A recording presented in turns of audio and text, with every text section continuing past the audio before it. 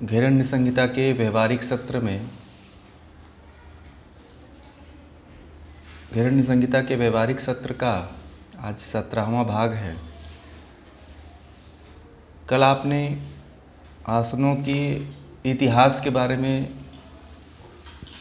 जानने का प्रयास किया। आपने जितने भी हठयोग में आसन आए हुए हैं वो आसन की उत्पत्ति कहाँ से हुई है और किस तरह से हमारे बीच में वो आज हठयोग के रूप में क्रियात्मक रूप में हमें करने को मिलता है, देखने को मिलता है, उसके बारे में चर्चा किया था कल। आज हम अपने मूल विषय पे आएंगे कि घेरण्य संहिता के सप्तांग योग में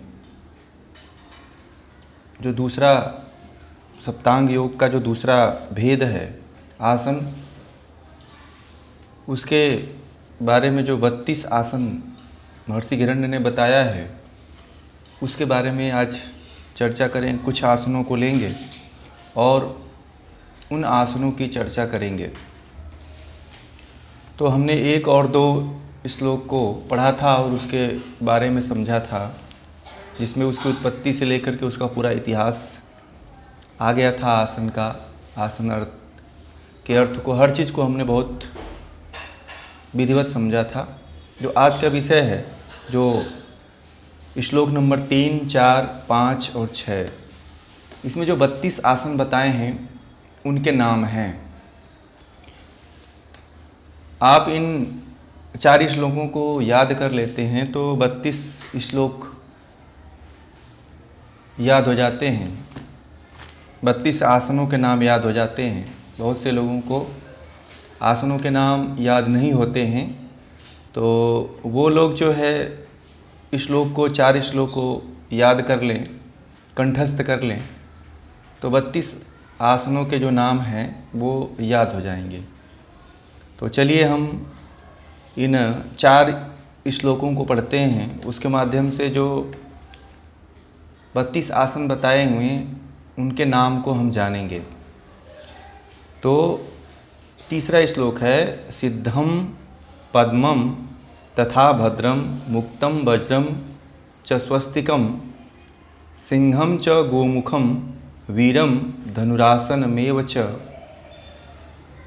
मृतम गुप्तम तथा मात्स्यम मत्स्येन्द्रासनमेव च गोरक्षम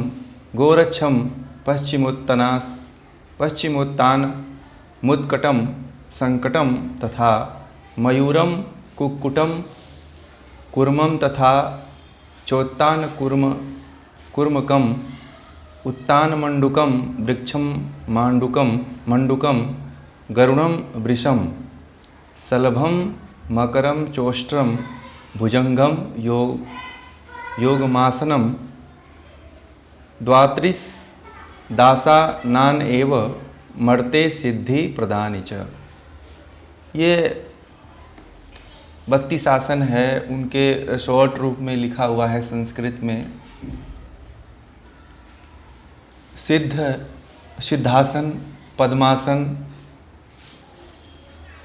भद्रासन, मुक्तासन, वज्रासन, स्वस्तिकासन, सिंहासन, गोमुखासन, वीरासन, धनुरासन, मृतासन मतलब शवासन समझ लीजिए इसको, गुप्तासन, मत्स्यासन, मत्स्येन्द्रासन, गोरक्षासन, गुप्तासन, मत्स्यासन, मत्स्येन्द्रासन, गोरक्षासन, पश्चिमोत्तानासन, उत्कटासन, संकटासन, मयूरासन, कुक्कुटासन, कूर्मासन, उत्तानकूर्मासन, मंडुकासन, उत्तानमंडुकासन, वृक्षासन, गरुणासन, वृषासन, सलभासन, मकरासन, उष्ट्रासन, भुजंगासन और लास्ट है 32वां नंबर जो है योगासन।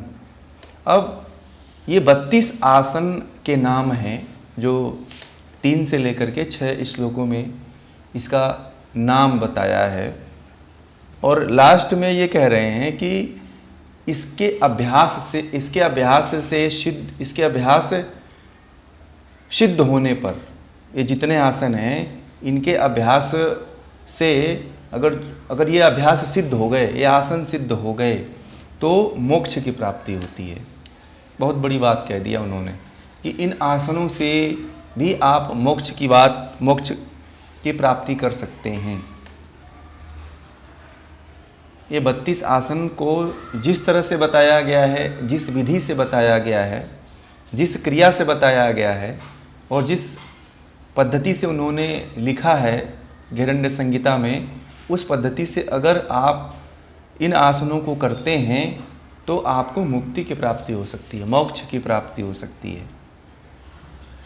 ये इन श्लोकों में मात्र है, बाकी हम एक एक आसन को लेके चलेंगे, उसकी क्रिया भी लाभ को समझेंगे कि उसे कैसे करते हैं, उसके लाभ क्या क्या हैं, कौन से बंद लगाते हैं, कौन से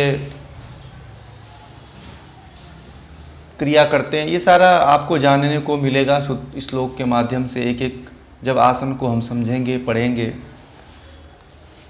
जब भी कोई भी हम आसन करते हैं तो जैसा शास्त्र में लिखा हुआ है उसी तरह अगर करते हैं तो हमें उसका जो लाभ मिलता है वो 100 गुना लाभ मिलता है। अपने द्वारा उसको मॉडिफाई करके किसी भी आसन को तोड़ मरोड़ करके जब करते हैं तो उससे लाभ के सिवा हानि ही प्राप्त होती है। देखा ये गया है कि बहुत से ऐसे लोग हैं जो बहुत दिनों से ऐसे करते हैं आसन, अपने मन के, कुछ लोग अपने मन से भी ईजाद कर लेते हैं और उनके लाभ से वो परिचित नहीं होते हैं और दूसरे को वो कराने लगते हैं, तो इससे भी नुकसान होता है। शास्त्र में कुछ आसन होते हैं, उनको ऋषियों ने बहुत ही अपने जीवन को लगा करके, अपने जीवन को उसमें खपा करके और जाना है, अनुभव किया है और उसको सिद्ध किया है और उसके द्वारा समाधि तक पहुँचे भी हैं, यानी कि धारणा ध्यान समाधि तक, यानी ईश्वर का साक्षात्कार, मोक्ष की प्राप्ति तक किए हैं। और वही व्यक्ति के द्वारा बताए हुए आसनों को करना भी चाहिए। अभी जो आज का जो योग सूत्र है वो इसी के बारे में है कि जो योगी हैं, जो ज्ञानी हैं, जो वीतराग हैं, उनके द्वारा बताए हुए वचनों का पालन करने से भी हम मोक्ष की प्राप्ति या मन की एकाग्रता को प्राप्त कर लेते हैं। तो जो पहला आसन है गैरण्य संहिता में वो है सिद्धासन। इसको आसनों का राजा कहा जाता है, सिद्धासन को। अब इसको हम पढ़ेंगे। 7वां और 8वां श्लोक है गैरण्य संहिता का। इसमें कहते हैं कि योनि स्थानकम ग्रीमूल घटितम संपीड्या गुल्फेतरम मेड्रोपयर्थम सानिध्याय चिबुकम कृत्वा हृदि स्थापितम स्थाणुः संयमी तेन्द्रियो अचल दृशा पश्यन् भ्रुवोरन्तरम ह्योअंत मोक्षक वाट भेदनकरम सिद्धासनम प्रोच्यते। इसके अर्थ जानेंगे सबसे पहले कि उन्होंने इस आसन के बारे में क्या कहा है। तो कहते हैं कि जितेंद्रिय योगी, नीचे वाले भाग को हम लेंगे, नीचे वाला जो श्लोक है, संयमितेंद्रिय यानी कि जितेंद्रिय योगी की बात करते हैं, जितेंद्रिय साधक की बात करते हैं कि जितेंद्रिय साधक जो होता है, पहले तो इस आसन को करने वाला व्यक्ति क्या होना चाहिए, अपने इंद्रियों को वश में करने वाला होना चाहिए, जितेंद्रिय होना चाहिए, इंद्रियों पे नियंत्रण करने वाला व्यक्ति होना चाहिए। तो इस आसन को करेगा तो लाभ होगा। ये जो इसमें विधि लिखी हुई है, तो जब लोग पढ़ते हैं, इस समय के जो लोग पढ़ते हैं, तो वो ये समझते हैं कि ये संभव ही नहीं है, जो बातें लिखा हुआ है वो असंभव कोटि का है। महर्षि गैरण्य ने पहले ही कह दिया है कि इस आसन को करने वाला व्यक्ति जितेंद्रिय होना चाहिए, और हम करते तो हैं इस आसन को। जो बताया है इस शास्त्र में वैसा हमें लाभ नहीं मिलता है। ऐसा लाभ न मिलने के कारण हम जो है ऋषियों को कोसते हैं, शास्त्रों को कहते हैं कि ऐसा संभव नहीं है। हाय मतलब अतिशयोक्ति लिखा हुआ है इसमें। असंभव कोटि में लिखा हुआ है। और ये हमें इसलिए आता है, हमें इसलिए ऐसा हम कह देते हैं झड़ाक से, बिना सोचे समझे, बिना कुछ अनुभव किए, कि इन्होंने सबसे पहले यही कहा है कि जितेंद्रिय योगी, जितेंद्रिय साधक होना चाहिए, अपने इंद्रियों को जीतने वाला चाहिए। इंद्रियों और कर्मेंद्रियों को जो जीत चुका है उस व्यक्ति के लिए सिद्धासन है। और ये बात जो है राजा चंडकपाली को कह रहे हैं महर्षि गिरंड, कह रहे हैं कि जितेंद्रिय होना चाहिए सिद्धासन करने के लिए। और जितेंद्रिय व्यक्ति अगर करता है तो फिर इसके फायदे को प्राप्त कर लेगा वो, जो इसमें कहा गया है।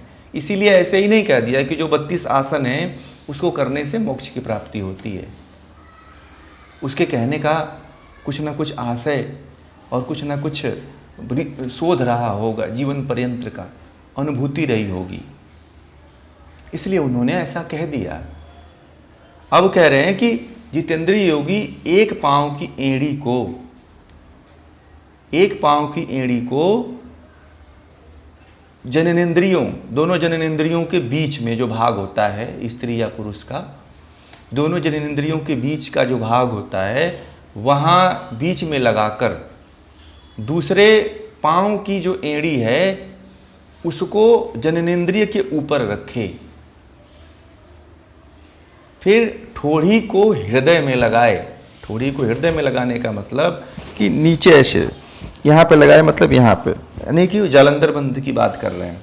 कह रहे हैं कि हृदय में लगाकर फिर स्थिर होकर सीधा रहकर भूमध्य, यानी कि दोनों भावों के बीच में देखे। अब देखिए, हम जब आसन करते हैं तो जैसा इन्होंने बताया है वैसा हम सिद्धासन नहीं करते हैं, और कोई ऐसा कराता भी नहीं है कहीं भी, किसी विश्वविद्यालय में, किसी संस्थान में, किसी ट्रेनिंग में, हैं जितने भी ट्रेनिंग के आजकल सेंटर चल रहे हैं, कहीं पे भी इस विधि का पालन नहीं किया जाता है। कहीं पे भी इस विधि का पालन करके कोई भी आसन नहीं करवाया जाता है। यानी कि वो व्यक्ति ऐसा होना चाहिए, यम नियम का पालन करने वाला होना चाहिए, तो उसको आसन आना करवाइए। जितेंद्रिय होना चाहिए उसको। अगर जितेंद्रिय है तो वही आसन, इस आसन को करे तो बेटर है, उस लाभ को प्राप्त कर लेगा। ये तो इसकी क्रिया विधि बताया उन्होंने, और क्रिया विधि बताया कि आपको क्या करना है। जननेंद्रिय, दोनों जननेंद्रियों के बीच में पहले बाएं एड़ी को रखना है, एक एड़ी को रखना है, फिर उसके ऊपर जो है, अब जो उपस्थ वाला भाग है, उपस्थ के ऊपर दूसरी एड़ी को रख देना है, और आप सीधे बैठ गए, और ये जो ठोड़ी है, ये दाढ़ी है, इसको हृदय के पास लेके लगा देना है, यानी कि जालंधर बंध लगा देना है। लगाने के बाद जो है आंख खोल करके आपको दोनों भावों के बीच में देखना है। यहाँ पे श्वास की सामान्य रहने की ही बात कह रहे हैं, ऐसा नहीं कह रहे हैं कि श्वास आप इधर उधर करिएगा, श्वास की बात नहीं कर रहे हैं, आपको केवल कह रहे हैं कि यहाँ देखिएगा। अब जालंधर बंद में श्वास बाहर ही रहती है, तो जब तक आप जितनी बार इस क्रिया को कर सकते हैं उतनी बार करें। अब कह रहे हैं कि इसका अभ्यास अगर सिद्ध हो जाता है, अगर आपको इसके अभ्यास को आपने सिद्ध कर लिया, सिद्धासन को सिद्ध कर लिया, तो आपको डायरेक्ट मोक्ष की प्राप्त होती है, क्योंकि आप सीधे आज्ञा चक्र पे ध्यान कर रहे हैं, भूमध्य पे। त्रिकालदर्शी हो जाएंगे आप तो, अगर इसका अभ्यास करते हैं तो। दूसरी चीज़ जो है, ये तो इसका अर्थ रहा, और इसके विधि रही, और इसके लाभ रहे शास्त्र के अनुसार। बाकी जो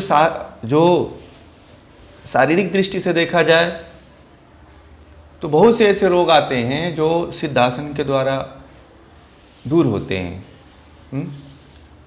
इसका जो प्रयोग है, इसका जो शास्त्रीय प्रयोग है, वो केवल साधना के लिए ही है, सिद्धासन का प्रयोग। वैसे भी जो ब्रह्मचारी हैं, जो सन्यासी हैं, जो तपस्या करते हैं, जो साधना करते हैं, ये उन्हीं के लिए है ये आसन। बाकी जो गृहस्थ में जी रहे हैं वो इसका अभ्यास बहुत अधिक न करें। इसको ऐसा भी कहा गया है कि वो लोग जो है इसका बहुत ज़्यादा अभ्यास न करें। जो तो साधना में रत रहते हैं, जो लोग जो तपस्या करते हैं, जो योग के क्षेत्र में कुछ आंतरिक अनुभूति करना चाहते हैं, वो लोग इसका अभ्यास करें तो बेहतर है। बाकी आप भी एकाग्रचित होना चाहते हैं, आप भी साधना करना चाहते हैं तो इसका अभ्यास करिए। दूसरा चीज इन्होंने मोक्ष की बात कही। मोक्ष जो है उसी व्यक्ति को आ सकता है। मोक्ष इतना आसान नहीं है। मोक्ष के पहले अभी 7 यानी कि घेरंड के अनुसार जो है 6 स्टेप आते हैं। उन 6 स्टेपों में 6 सीढ़ियों में पारंगत होना चाहिए। जब तक उनमें आप पारंगत नहीं हैं तब तक आप मोक्ष नहीं प्राप्त कर सकते हैं। यम नियम में पारंगत होना चाहिए। जो यम नियम है उसमें आपको पारंगत होना चाहिए, जितेंद्रिय होना चाहिए। जितेंद्रिय, जब तक आप इंद्रियों को जीत नहीं लेते हैं, इंद्रियों पे विजय नहीं प्राप्त कर लेते हैं, विषयों पे विजय नहीं प्राप्त कर लेते हैं, तब तक आपको ये आसन सिद्ध नहीं होगा और मोक्ष की प्राप्ति नहीं होगी। तो ये रहा। और दूसरी चीज इसमें ये भी बहुत से योगियों ने और घेरण्य संहिता में जितने भी व्याख्याकार हुए हैं वो सभी लोगों ने इसके बारे में ये कहा है कि आसन जो है, आसनों में जो है सबसे सर्वश्रेष्ठ कोई आसन है तो सिद्धासन है। बाकी सुखासन को भी लोग बोल देते हैं अपने अनुसार। सिद्ध का मतलब होता है श्रेष्ठ, पूर्ण, दक्ष, यानी कि पूर्ण। सिद्ध का मतलब पूरा, इसके आगे संपूर्ण हो गया। ये पूरी तरह से दक्षता प्राप्त कर लिया। ये अपने आप में सिद्ध है, अपने आप में ये दक्ष है, अपने आप में ये पूर्ण आसन है। ये स्थिर आसनों में और साधना की दृष्टि के लिए। तो जब भी आप इसका अभ्यास करने बैठे साधना की दृष्टि में, तो जैसा शास्त्रीय बताया गया है वैसे ही करें और इसकी विधि को, इसके लाभ को जो शास्त्र में लिखा हुआ है आप वैसा ही जाने। बाकी अगर आपका ज्ञान विज्ञान कुछ बहुत ज़्यादा बढ़ा हुआ है तो आप इसके लाभ को इसके लाभ से अवगत हो करके आप अपनी जो अनुभूति है उसके अनुसार इसकी व्याख्या कर सकते हैं। बहुत से विद्वानों ने, बहुत से योगियों ने इसकी व्याख्या अपने अपने माध्यम से किया हुआ है, अपने अपने माध्यम से इसको बताया है। और इसका अभ्यास इतना जल्दी सिद्ध नहीं होता है। पहले शुरुआती दौर में आपको कम समय करना चाहिए। कुछ 1-2 मिनट लगा लिए, फिर 5 मिनट लगाए, फिर 10 मिनट लगाए, फिर आप 15 मिनट, आधा घंटा, ऐसे धीमे धीमे इस आसन को बढ़ाइए। जल्दीबाजी में मत करिए इस आसन का अभ्यास। जब ऐसे करते हैं आप धीरे धीरे धीरे, तो आपको सिद्धासन धीरे धीरे सिद्ध होगा। इस आसन में तो जब भी आप प्राणायाम करते हैं देखिएगा अलग ही अनुभूति होती है। कुछ लोग अगर इसको सिद्ध करने का प्रयास किए होंगे तो भूमध्य में न लगा करके, जालंधर बंद न लगा करके, वैसे अगर करके देखिएगा तो उतना लाभ नहीं मिलता है जैसा कि इन्होंने पूरा प्रक्रिया बताया है। इसके पूरे प्रक्रिया को अगर आप फॉलो करते हैं तो ही आप इस आसन के लाभ से अवगत हो सकते हैं। नहीं तो आप जैसे सब लोग कर रहे हैं, सुखासन लगा रहे हैं, जैसे कल गतिशील आसनों के बारे में बताया था, तो वैसी ही अनुभूति आपको भी रहेगी जो सामान्य लोगों को रहती है। शास्त्रोक्त नहीं रहेगी वो, और न ही कभी उसका अनुभव आप कर पाएंगे। अब इसी कड़ी में जो दूसरा आसन है वो पद्मासन है। पद्म मतलब नाम से ही आपको परिचित हो जाना चाहिए। पद्म मतलब कमल होता है। पद्म मतलब कमल, कमल की तरह, यानी कि आसन बैठने का ऐसा तरीका, ऐसा पैर ऐसे हो जाते हैं जो लगता है कि कमल के पत्ते हैं, ऐसे खिले हुए हैं। एक के ऊपर, एक थाई के ऊपर दूसरा पैर, दूसरे थाई के ऊपर दूसरा पैर, ऐसे लगा होता है और लगता है कि ऐसे पत्ता है, कमल के फूल के पत्ते हैं ऐसे, पंखुड़ियाँ हैं उसकी, तो इसलिए इसका नाम पद्मासन पड़ा। पद्म के आकार की जो स्थिति बनाता है, जो आसन बनाता है, वो पद्मासन है। अब इसमें 9वें श्लोक में कह रहे हैं महर्षि किरण कि वामोरूपरी दक्षिणम ही चरणम संस्थाप्य वामम तथा दक्षोरूपरी पश्चिमेन विधिना धृत्वा कराभ्याम दृढ़म हृदये निधाय चिबुकम नासाग्र मालोकयेत एतद् व्याधि विकार नाशनकरम पद्मासन प्रोच्यते। बहुत अच्छा है, इसके बारे में भी पढ़ कर के भी संस्कृत में सभी को संस्कृत नहीं आती है। होता क्या है कि आप संस्कृत के श्लोकों को कई बार अगर आप पढ़ते हैं तो पढ़ने से ही उसके अर्थ से आप आधा तो परिचित हो ही जाते हैं। 50%, 60%, 70% तो आप केवल सूत्र को पढ़िए, श्लोक को पढ़िए तो उससे आप परिचित हो जाते हैं कि इसका आशय क्या है। बाकी आप पुस्तकों का सहारा ले लीजिए या इसके जो विद्वान हैं उनका सहारा लेकर के भी इसको जान सकते हैं, समझ सकते हैं। तो ये बहुत ज़रूरी है कि जो शास्त्र में लिखित है, जो शास्त्र में जैसा बताया गया है, हम उसी को जानें और उसी का प्रचार करें। कि जो गलत विकृतियाँ जो हमारे योग के क्षेत्र में फैल रही हैं, आसनों को लेकर के, प्राणायाम को लेकर के, जो अलग अलग विधाएं शुरू हो रही हैं, उसको आप रोक सकें। क्योंकि यही विकृत अवस्था योगों को बिगाड़ देती है। एक समय ऐसा आता है कि फिर अपने मनमानी ढंग से जो मन करे वो अपने दिशा में लेकर के इसको बहाता रहेगा। तो आप अगर शास्त्रीय रूप से इसको जानते हैं तो उसको इसका जवाब दे सकते हैं। इसलिए शास्त्रीय रूप से जानना जरूरी है। तो इसके अर्थ को जानेंगे। पद्मासन का ये है कि बायां पाँव दाईं जांघ पे, बायां पाँव दाईं जांघ पर और दायां पाँव बाईं जांघ पे रखकर व्युत्क्रम विधि से हाथों को पीठ पर ले जा करके दाहिने हाथ से बाएं हाथ अंगूठा को और बाएं हाथ से दाहिने अंगूठा को दृढ़ता से पकड़ लेते हैं। और क्या, फिर ठोड़ी को हृदय में लगा लेते। इसमें भी दाढ़ी यानी कि जो ये जालंधर बंद है उसको लगाते हैं। इस क्रिया में, इस आसन में भी जालंधर बंद लगाते हैं। फिर नसिका, अब उसमें तो था कि भूमध्य में देखना है। इस पद्मासन को जब लगाएं तो आपको नसिका के अग्रभाग पे देखना है। जो कल जो योग सूत्र में बताए थे, गीता में भी बताए थे और इसमें भी बता रहे हैं कि महर्षि हिरण्य भी कह रहे हैं इस चीज़ को कि जो है आप पद्मासन में बैठ करके जालंधर बंद में लगा करके आप नसिका के अग्रभाग को इसमें देखें। ये इसकी क्रिया विधि हो गई। अब इसी प्रकार ऐसे ही करेंगे तो आप इसके लाभ से परिचित हो सकते हैं। एक तो आपको जालंधर बंद आना बहुत ज़रूरी है कि जालंधर बंद कैसे लगता है। दूसरा, आपको ये जो नासा वाला जो ध्यान है, नासा पे देखने वाला जो ध्यान है, भूमध्य में देखने वाला जो ध्यान है, ये आना ही चाहिए। क्योंकि जो नासा के अग्रभाग पे ध्यान की जो विधि बताई गई है, इसको सभी योगी बता रहे हैं। महर्षि पतंजलि भी कह रहे हैं इसके बारे में, महर्षि हिरण्य भी कह रहे हैं इसके बारे में, और अन्य उपनिषदों में भी आता है ये ध्यान पद्धति कि नासा के अग्रभाग पे एक टकी लगाकर आँख के द्वारा देखने से भी ध्यान, मन स्थिर हो जाता है, एकाग्र हो जाता है। तब जाकर के ये आसन सिद्ध होता है। आसन एक अनुष्ठान है। लोग समझते हैं कि बस हम अपने शरीर की स्थिति बना दिए और उसमें स्थिर रह लिए 1-2 मिनट, फिर प्रदर्शन कर लिए तो आसन हो गया। फिर आसन ये नहीं है। आसन करने के बाद अगर आपको स्थिरता नहीं आती है तो समझिए आप आसन से आपको कोई फायदा नहीं हुआ।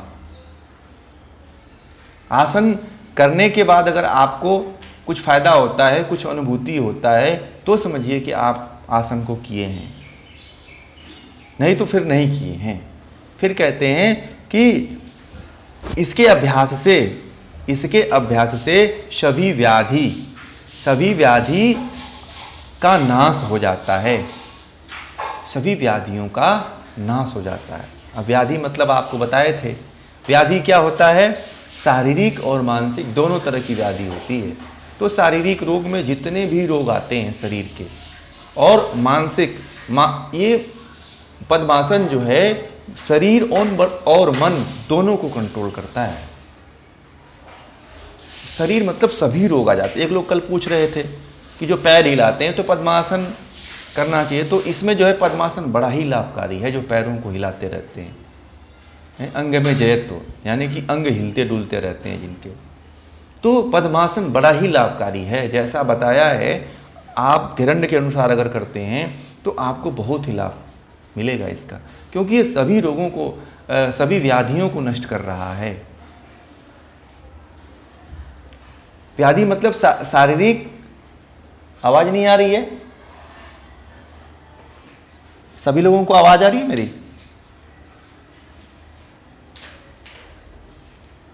बताएं आप लोग, आवाज आ रही है आप लोगों को?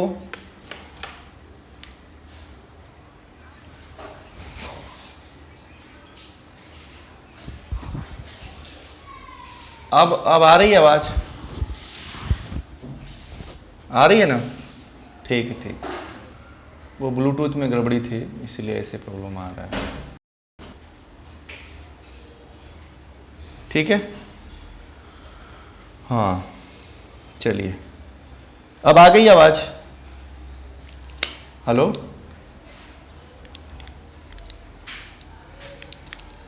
आ रही है ना आवाज? मेरी आवाज आप लोगों को सुनाई दे रही है तो आगे बढ़ें। चलिए, हाँ, तो हम आदि व्याधि की बात कर रहे थे, तो व्याधि जो है शारीरिक भी होती है और मानसिक भी होती है। ठीक है, तो हमें यह आसन बहुत ही तन्मयता के साथ करना चाहिए, क्योंकि जो शारीरिक रोग है, शरीर में सभी प्रकार के रोग आ जाते हैं, वो सभी रोगों का नाश कर रहा है और मानसिक रोगों को भी नष्ट करता है पद्मासन। अब व्याधि का मतलब आप समझिए कि सभी आ गए, कोई ऐसा रोग नहीं जो बच गया इससे करने से, क्योंकि अपान वायु को क्या करता है, मैं उस दिन भी बात किया था आप लोगों को, अपान वायु के बिगड़ने के कारण ही वात रोग होते हैं। तो पद्मासन ऐसा आसन है जो अपान वायु जो बिगड़ती है उसको है। जिनका अपान वायु बिगड़ा हो वो लोग पद्मासन लगाएं। पूरा पद्मासन नहीं लगता है, अर्ध पद्मासन लगाइए, अर्ध पद्मासन ही लगाइए, देखिए उसके फायदे आपको बहुत मिलेंगे।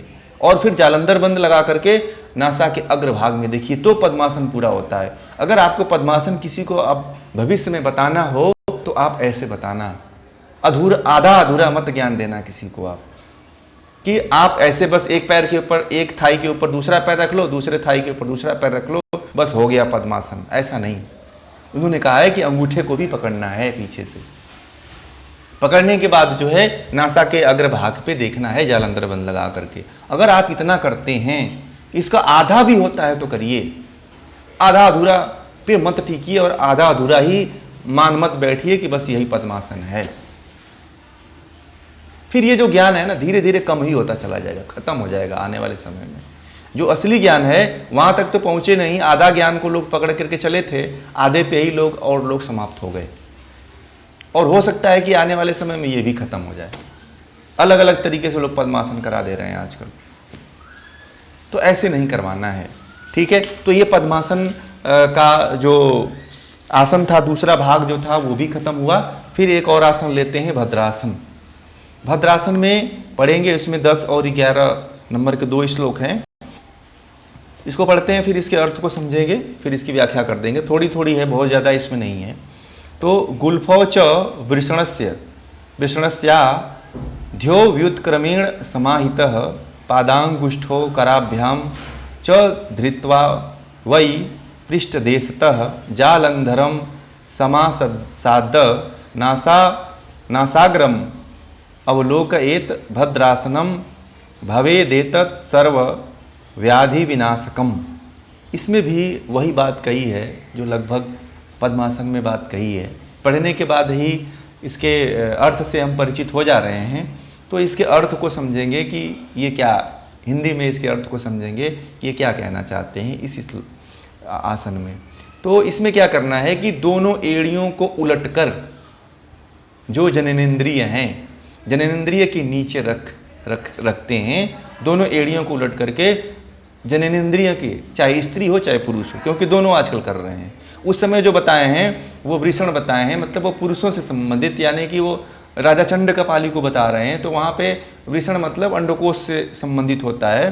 तो यहाँ पे जननेंद्रिय हम शब्द ले रहे हैं। तो जननेंद्रिय दोनों, स्त्री पुरुष दोनों इसको कर सकते हैं। तो दोनों एड़ियों को उलट करके जननेंद्रियों के नीचे रखें एड़ियों को। उसके रखने के बाद ठीक उसके बाद जो है ठीक जो है पद्मासन के समान, जैसे हम पकड़े थे पीछे हाथ करके, दोनों अंगूठों को उल्टा करके क्रॉस करके, उसी प्रकार दोनों हाथों क्रॉस करना है और उसके अंगूठों को पकड़ें। फिर क्या कर रहे हैं कि जालंधर बंद लगाने की यहाँ पे बात कह दी है, जो पद्मासन में नहीं कहे थे, वो हृदय में लगाने की बात कहे थे।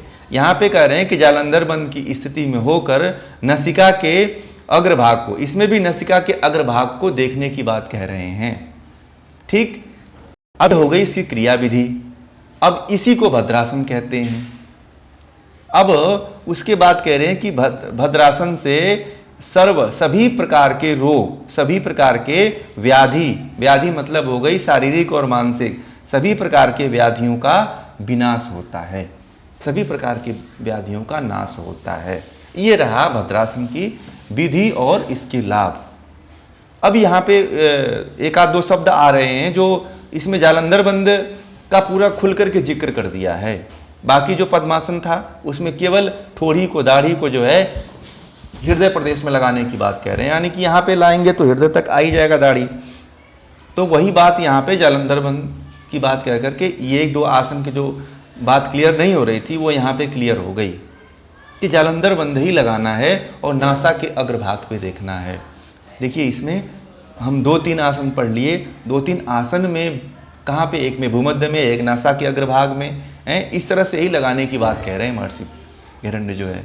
ऐसा नहीं कह रहे हैं कि केवल ऐसे पैर को पीछे करके एड़ियों पे बैठ करके, दोनों एड़ियों पे बैठ करके और आप जो है बस इसी स्थिति में बने रहिए। इस स्थिति में बने रहने से आसन नहीं पूर्ण हो रहा है। ये तब पूरा हो रहा है जब आप जो है नासा के अग्रभाग को एक टकी लगा करके ध्यान लगा रहे हैं। तो आसन में भी ध्यान की प्रक्रिया बता रहे हैं। भाई ये ध्यान ही है ना, ये नाक के अग्रभाग को देखने के लिए देख रहे हैं, तो ये ध्यान ही है। तो जो भी आसन कर रहे हैं वो ध्यान मुद्रा में करा रहे हैं महर्षि हिरण्य जो है। और हम जो करते हैं यानी कि एक व्यायाम और एक क्रिया करते हैं, कोई उसमें सिद्धि का, कोई उसमें हमको लाभ से कोई मतलब नहीं होता है। यानी कि एक व्यायाम है और व्यायाम की तरह ही हमें लाभ होता है। और हम जो है इन जो टेक्स्ट बुक हैं हमारे, जो शास्त्रीय जो बुक हैं, उनके लाभ से परिचित नहीं हो पाते हैं और फिर वही प्रचार प्रसार करते हैं जो हम है। बाहर जाके कहते हैं अरे कुछ नहीं होता है योग से। बहुत लोग हैं, बहुत लोग ऐसे कहते हैं कि बीमार थे 10 दिन 1 महीना योग किए, बोले कि मैं तो कितने दिन से योग कर रहा हूँ, कोई फ़ायदा ही नहीं होता है। ये झूठ मूठ का सब अपना व्यापार चला रहे हैं, अपना धंधा कर रहे हैं, इस तरह का सुनने को मिलता है। आप इस तरह से किसी के सामने बात रखिए कि ऐसा करके देखो आप, अगर आपके पास क्षमता है तो फिर देखो क्यों नहीं लाभ होता है, क्योंकि शास्त्रों में तो ऐसा बताया गया है। तो ये रहा जो है भद्रासन। और एक और आसन ले लेते हैं, एक ही इसमें श्लोक है तो इसको भी आज पूरा कर देंगे जो हमारा विषय है। तो मुक्तासन है। मुक्तासन जो है अगला आसन है। मुक्तासन मतलब सुखासन, सुखासन समझ लीजिए, जिसमें सभी लोग बैठे हुए। आप अभी बैठे होंगे तो मुक्तासन में ही बैठे होंगे। तो मुक्तासन की बात क्या कर रहे हैं महर्षि हिरण्य जो है 12वें सूत्र में, पायुमूले वाम गुल्फम दक्ष गुल्फम तथोपरि समकाय शिरोग्रीवम मुक्तासनम तु सिद्धिदम। यानी कि इसमें कह रहे हैं कि बाएं पांव की एड़ी को पायुमूल में लगाकर उस पर दाएं पांव की एड़ी को रखें और सिर तथा ग्रीवा को समान रखकर शरीर को सीधे रखते हुए बैठ जाएं।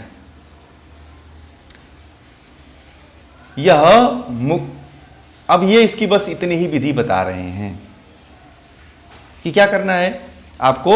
ये जो एड़ी है वो बाएं पांव की पायु मतलब होता है मल द्वार या गुदा द्वार के मूल में रखने की बात कर रहे हैं एड़ी को। और वहाँ पहुँच ही जाता है जब हम सुखासन में बैठते हैं, तो लगाने की ज़रूरत ही नहीं पड़ती है।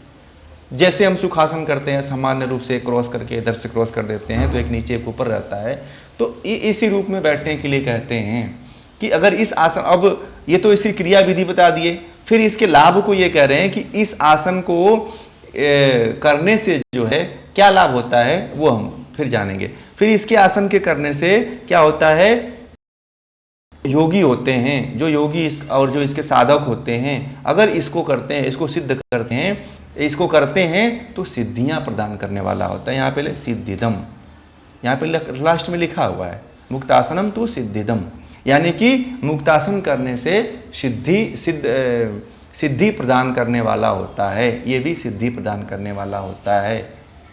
ऐसा नहीं है कि जो केवल पद्मासन में लाभ हो रहा है वो इसमें नहीं है, इसमें भी सिद्धियां प्राप्त हो रही हैं आपको। सिद्धियां बहुत सी हैं, आकाशगमन है, किसी के भूष भविष्य को देखने की सिद्धियां हैं। तो इस आसन में ही आपको अधिकांशतः योगी मिलेंगे साधना करते हुए। जितने भी हठ योग के योगी हैं, जितने भी अन्य योगी हैं, वो सभी योगी इसी आसन में आपको योग करते हुए मिलेंगे। बहुत से लोग नहीं लगा पाते हैं, बहुत से लोग नहीं बैठ पाते हैं इस आसन में। तो इस पद्मासन में, स्वस्तिकासन में, तो मुक्तासन सबसे अच्छा आसन है। मुक्तासन में सभी लोग अभ्यास करें, ये कोई ज़रूरी नहीं है।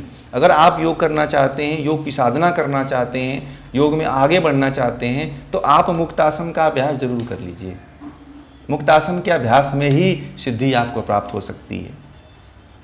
ये मुक्तासन सबके लिए है, जन सामान्य सबके लिए है, मगर जैसी इसकी क्रिया है उसको उसी रूप में करें। सिर और ग्रीवा सीधा रखने की बात कह रहे हैं। सिर और ग्रीवा जब तक आप सीधा नहीं रखेंगे तब तक ये नहीं होगा। बाकी इसमें आपको ध्यान नासा पे और भूमध्य में लगाने की